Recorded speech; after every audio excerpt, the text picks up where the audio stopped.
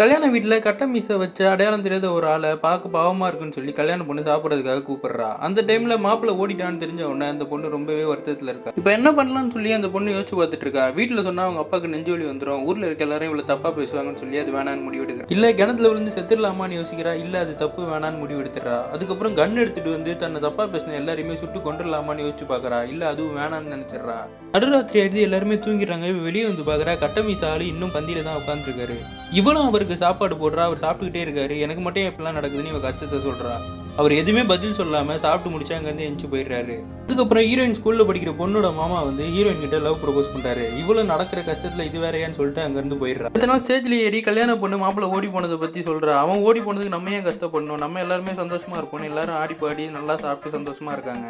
தெரிய வருது, night love propose பண்ண சாமி கிட்ட இந்த கல்யாணம் நிக்கணும்னு வேண்டி இருப்பான். கூடவே பாத்தீங்கன்னா அந்த ஓடி போன மாப்பிள்ளையோட லவ்வரும் வேண்டி இருப்பா. ரெண்டு பேரும் வேண்டினது ஒரு கட்ட மீச வச்ச சாமி கிட்ட.